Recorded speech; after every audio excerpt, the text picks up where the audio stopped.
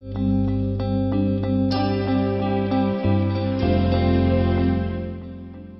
morning, Rajiv. How are you? Morning, Rahul. Very well. Nice to see you again. How are things with you in the sort of COVID situation? How is it looking? Well, I guess we are all trying to find some certainty in uncertain times. Uh, it's a new experience for everyone. It's a bittersweet experience, let's put it like that. Some of us who can afford it are not too unhappy to be home. But when you see what is happening around you, both with businesses and with the masses, it is certainly more bitter than sweet. So every day brings a new learning on how to cope with this, whether in terms of business, in terms of one's own emotions, in medical terms. It's quite surreal. I mean, I don't think anyone imagined that the world would be locked down in this way. I don't even think during the World War, the world was locked down. I think even then things were open. So it's a unique and devastating sort of phenomenon. But I will say this, that I have friends and family starting from Japan because of our association with Kawasaki, people I know in Singapore, people I know in so many places in Europe, and people in the US, of course, close friends and family in New York, in Michigan, in DC. And when you say the world has never been locked down like this, India has been locked down, what I have referred to as a draconian lockdown. This kind of lockdown I'm not hearing about from anywhere else. All my friends and family living across the world have always been free to step out, to take a walk, to go and buy something they require, to go and visit someone and say hello.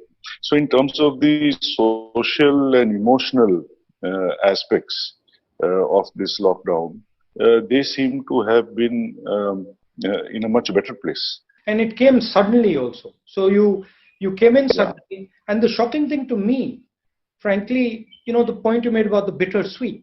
Look, well-off people can deal with this type of a situation. They live at home. They have a ecosystem which is comfortable.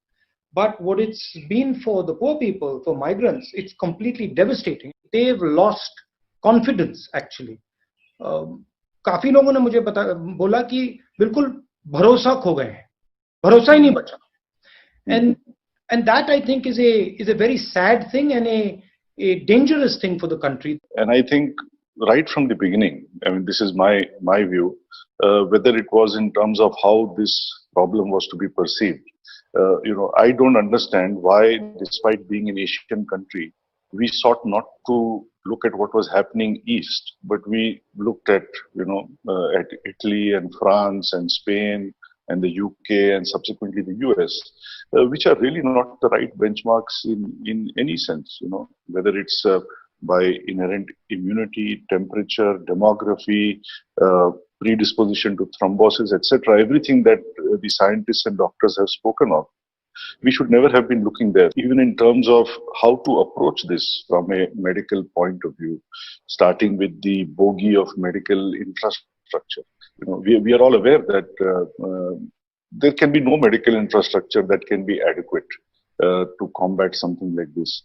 But nobody was willing to explain the maths to us that we are so many people and if so many are vulnerable, 5% or whatever it is, this is what that number looks like and this is how we are preparing ourselves, or perhaps we cannot prepare ourselves. Maybe that's not a politically appropriate thing to say. But as Narayan Murthy always says, when in doubt, disclose. I think we have fallen very short of disclosing facts, logic, and the truth. And this has then got amplified and instilled such an enormous fear in people that people seem to think that the contagion is equal to a contagious cancer or something. And now to change the mind of people and bring them back on board and make them comfortable with the thought of quote unquote living with the virus, which seems to be the new narrative coming from government now. It's going to take a long time. What do you feel? I mean, this is how I have seen it. I was speaking to some experts and some specialists, and right in the early days of the lockdown, one of them told me, and which stuck in my mind, which he said that, look, realize that the moment you apply a full lockdown, you're changing the nature of the disease. You're moving from a non-fatal disease to a fatal disease in the minds of people. And once you've done that, then to reverse that, that is going to take significant amount of time, and it's going to take a lot of effort. And he also said that, look, don't view the lockdown as a on-off switch. It's not going to be an on-off switch, because once you have moved into a lockdown, switching it off again, it's not going to be easy. It's going to be extremely complicated. I liked your point about we looked west and not east. Why do you think we looked west? I guess, as some people say, it's the first time that something like this, as opposed to TB or pneumonia or diarrhea, something as simple as diarrhea that apparently kills 100,000 largely children in India. Here is something that struck in the heart of the developed world. And when the rich and famous get affected, it always makes a bigger headline. As someone said in the very early days of this problem, that 8,000 kids die of starvation in Africa every day. Who cares, beyond the point? In civil society, we are not even aware of this fact. So I think primarily the sensation was because affluent people in developed countries were vulnerable, and perhaps some people inferred कि अगर इनको ऐसा हो सकता है तो फिर हम तो कहाँ के नहीं रहे, this kind of feeling. And that is why I have often said to people that, to my mind as a layman, I saw from the beginning that there were four choices before us. At one extreme, on the left, if I may say so, is the choice of a hard lockdown, as you said, which implies a almost airtight, impervious lockdown. And to the best of my knowledge, this has not happened anywhere in the world. Because to physically constrain yourself to your home and see absolutely no one. On the other extreme, I would say is, business as usual. Just ignore it, carry on, jo hoga hoga type of thing. Nobody says this either. So everybody's trying to find a middle path, I think, between these two extremes. I think, unfortunately, India not only looked west, it went to the wild west, I think, in the sense we stayed more towards the impervious side. We tried to implement a hard lockdown, but which was still porous. So I think we have ended up with the worst of both worlds. On the one hand, a porous virus makes sure that the porous lockdown makes sure that the virus will still exist. And as you said, it is still waiting to hit you when you unlock. So you have not solved that problem.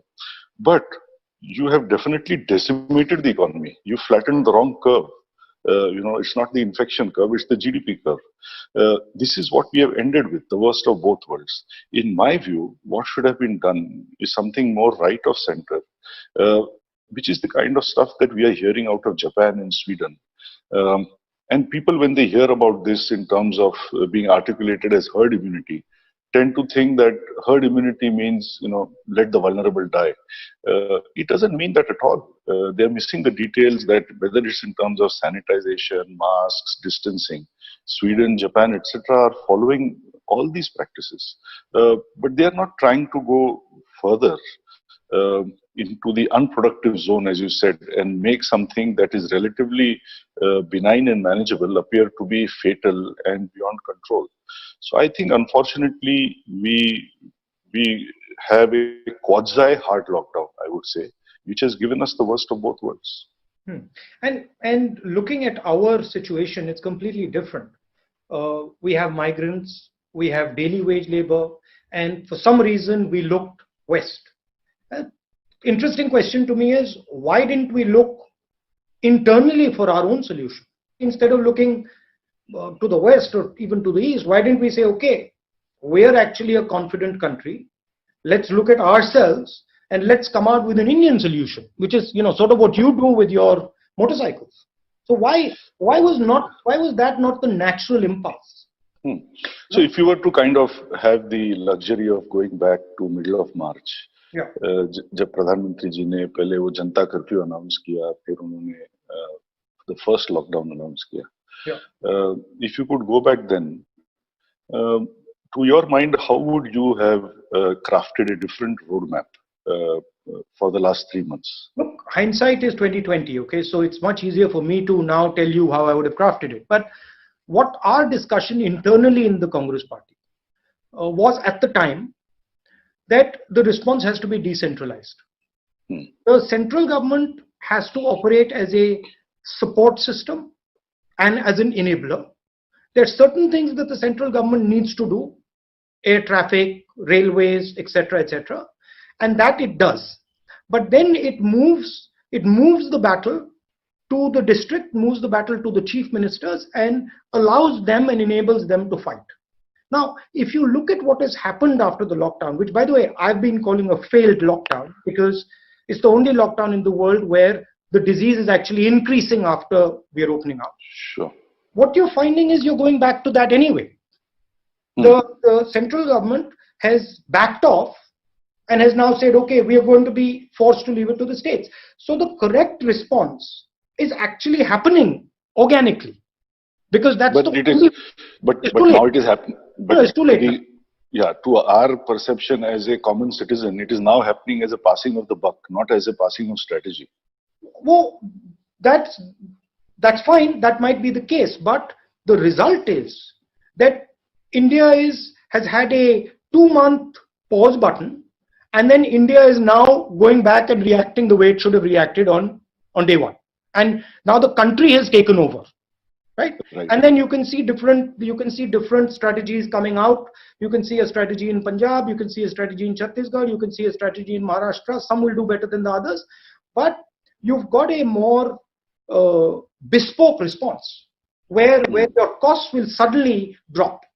The ability to deal with the situation will improve. That's one aspect of it. The second aspect of it is, and I think this is absolutely fundamental. I saw what the Germans have done and what some of the Americans have done, what the Koreans are doing, what the Japanese have done. Massive injection of money to save the economy. And it doesn't matter. Look, I'm speaking to a big business guy. It doesn't matter. You don't view it like big business, small business, laborer, not laborer. You view it as our biggest resource is our economy. We have to, at all cost, protect our economy. Whoever has to be supported right now should be supported, period, the end. So that would be the second component of a strategy. Some people argue, support the small and medium businesses. Absolutely, 100%. But there's a link between small and medium businesses and Mr. Bajaj. Small and medium businesses cannot operate without the big businesses. So you have to see it as a holistic structure. See, the central thing, in my view, and this is something that in my little experience I've learned, is in India, if you want to do something, be compassionate. Be compassionate, listen. And the country will automatically tell you what it is desiring. So there are people right now screaming in pain, and the most obvious are the manual laborers, the daily wages, and maybe the farmers, and then the small and medium business. But big business is also screaming in pain because even they can't see a future. So huge component of it is building confidence. The leadership to build confidence to say, okay, listen, we are here. The country has had a terrible time. There's a virus that has hurt everybody. Now we are going to support everybody and carry everybody out, help carry everybody out together from this situation. So there's an empathy that has to be built into it, where the Indian citizen, whether he is big business, medium business, laborer, farmer, says, "हाँ भाई, हो जाएगा, निकल जाएंगे, नैया पार हो जाएगी." That feeling has to come. And that's my main issue, is that when you have a top-down situation, that empathy is not there. And then you basically break the will of people to fight. So that would be my long answer to you. I don't know what you think about that. No, I mean, I agree with most parts of what you're saying. To put some color onto that, I was speaking with the Pune Police Commissioner, Dr. Venkatesham, who's a very fine man. And I said to him, Dr. Saab, my dissonance is that for the 50 years I've lived in Pune, and I'm particularly sensitive to the fact that India is the capital of the world when it comes to fatalities from road accidents. Whatever be the causes, but that's the net result. But मैंने आज तक ऐसा कभी नहीं देखा कि जब लोग 30, 40, 50% लोग बिना हेलमेट के राइडिंग करते हैं तो फिर पुलिस वाले क्या करते हैं 99.9% ऑफ द टाइम कुछ नहीं करते हैं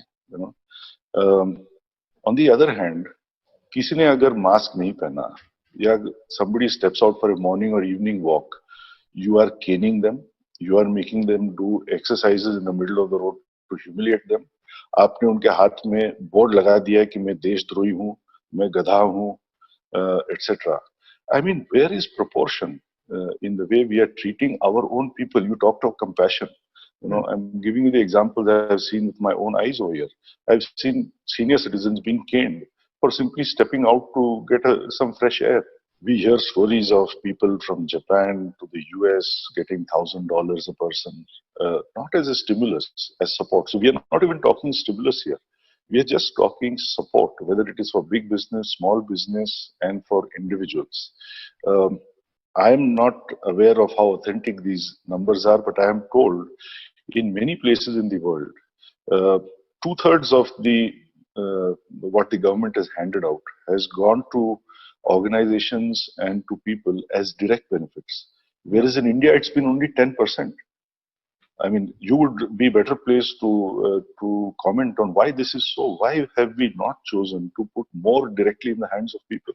Well, it's frankly been shocking to me and shocking to us in the Congress party, including ex-Prime Minister, Finance Minister, ex-Finance Minister and others. And I've been trying to figure this out myself. So a couple of days back, I sent a feeler to some of the government people. I said, I don't understand why you're not giving a stimulus. Because logically to me, it just makes absolute sense. And I said, look, forget the politics of it. Just give me the logic of it. Because I want to understand the logic. I don't understand the logic. And the response I got, it was a couple bullet points. Point number one, there is a huge opportunity for India with regards to China. Point number two, if we give a handout to our labor now, bigad jayenge, basically, they will get spoiled and they will not come back from their villages. Point number three, we might send the wrong message to the international community who we will need to invest in us. And point number four, later we might consider giving money to these laborers and small and medium businesses. Image is based on strength. Strength can never be based on image. But here, you're defending the image and you're destroying the strength. The strength, whoever is going to invest in India is going to invest not because of your image, they're going to invest because of what you are, what you have. And what you are and what you have is your economy. So the first logic has to be defend that economy. And if you defend that economy well, you will have an image and you will succeed in inviting whoever you want over here. But if you don't have an economy left, well, there's nothing. I strongly believe that a large country like India cannot save itself out of trouble. It has to sell itself out of trouble. We have to get demand going again. We have to provide something that lifts the mood of the people. We need some mood elevators out there.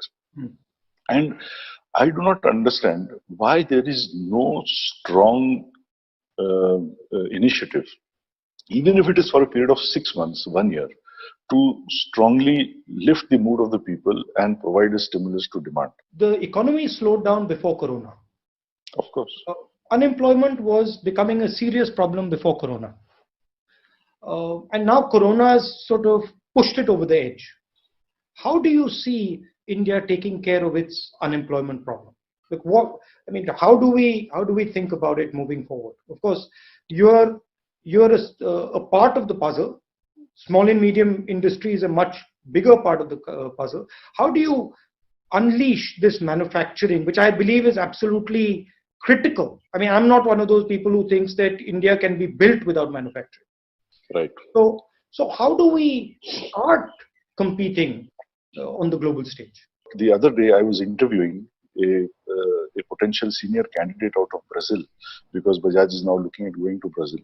And I asked him a question. I said, Honda is so dominant in Brazil. The other Japanese have not been able to dislodge Honda. Why do you think Bajaj has a chance? And he said something very simple, but often the truth resides in simple things. He says, in Bajaj, I see a combination of European design, Japanese quality, and Indian prices. And I think this is a magic formula for so many Indian companies. It doesn't matter whether you are making a mixer grinder or a motorcycle or whatever it is.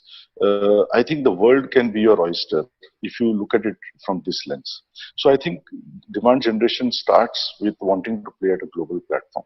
Next, this automatically means that then you have to narrow down the things that you're doing. I mean, if you want to be Mahendra Singh Dhoni, you cannot play 6 sports at the same time. Everybody knows that. A great chef, a great sports person, a great doctor, a great musician, they all specialize. Companies must specialize. I think the simple meaning of strategy is specialization. But in what you said, I found one thing very interesting, which was you said Japanese technology, European styling, and Indian prices. Right? I got that right? Absolutely. What you're basically saying is India is a bridge.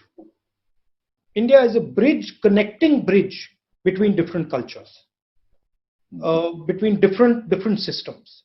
And I think that's something that India's historically been very good at. And if you look when we've been successful, we've always operated as a connector, whether it is in our sort of foreign policy, whether it is in our business system, whether it is in our philosophy. We have the ability which not many countries and civilizations have of absorbing. That's a powerful thing for us. Yeah, and I agree with you. That's a very valid point. I never looked at it like that. And I think I was just asking myself as you were speaking, why is this the case? Of course, it is partly our temperament, I suppose. Partly it's our proficiency in English, I suppose, etc. But more than anything, I think when I reflect on that, it is because we are very open as a people. I don't mean this negatively. I would say we demonstrate more openness to understand, to learn. Sometimes maybe we are in awe of them. That's why we do it. Maybe sometimes it is genuinely we are intellectually turned on by something. But whatever it is, we are very open as a people. We are very open as a country. It may work against us sometimes. This openness, should never be lost. This is very important, as you were saying, whether it's in terms of government or in terms of business. But you said openness, right? And we are open, our civilization is open, because there has been traditionally a certain tolerance in our country. I mean, jo kehna hai keh do, right? And that's been the case. One gets the sense that has reduced significantly over the last couple of years. I mean, I'll be candid with you. Yesterday, a friend of mine asked me, what's your next interview? And I said, oh, I'm, speaking to Bajaj, Mr. Bajaj. And the guy said, oh, dum hai bande mein. So I said, what do you mean? He said, well, he's got guts to speak to you, right? And that is the sense. Yeah. So, I mean, I tell you what my experience is. In fact, very similar to yours. I shared with someone yesterday that kal 12 baje I'm speaking with Rahul and this thing. And the first reaction was, don't do it. I said, but why not? Nahi mat karna. This can get you into trouble. I said, but I may have said some things perhaps a little too vehemently, but I have said it on Indie TV. I have said it on in the Economic Times newspaper. I have said it on Aaj Tak. I have said it on so many channels, so many media. सो अब गलती है तो फिर गलती हो चुकी है, एक और बार हो जाए, जैसे नहीं, मीडिया में बोलना एक बात है, बट राहुल गांधी से बातें करना एक दूसरा बात है. तो then I push that actually, I tell you very candidly, I said यार we are going to talk about business, economics, lockdown, what to do, how to move forward, technology, products. He loves motorcycles. I'm sure he will talk about motorcycles, etc. अब ये बातें भी नहीं हो सकती है क्या? So that person maintained that why take a risk? Do you think this sort of mahal that you spoke about of fear damages business in any way? नहीं, देखिए, nobody will invest unless he does so with enthusiasm and confidence. तो इसमें तो कोई doubt है नहीं. अब सवाल ये उठता है हिंदुस्तान में कि if 100 people are afraid to speak up, the first point is perhaps 90 of them anyway have something to hide. See, we must also accept that in the last few years, towards, I would say, UPA 2 and NDA 1, a lot of skeletons have come out of the cupboard also. So businessmen are also not दूध का धुला हुआ, you know. So and so many examples we have seen of that. So maybe, I mean, my view is a lot of people don't speak, unlike, if I may say so, somebody like my father, simply because perhaps they can't afford to speak, you know. So it may be fear, but the question is fear of what? Maybe they have a fear of hiding something. Second, I would say there are people, and I think I think highly of such people who do not want to speak, you know, who simply do not want to, because they cannot deal with the backlash that comes their way. You know, and I think a little bit I fall into that category. I mean, there's a reason I'm not on any social media. And without naming a couple of channels, I will say to you that even yesterday, I had an invite from the most prominent channel that is very pro-government, if I may say so.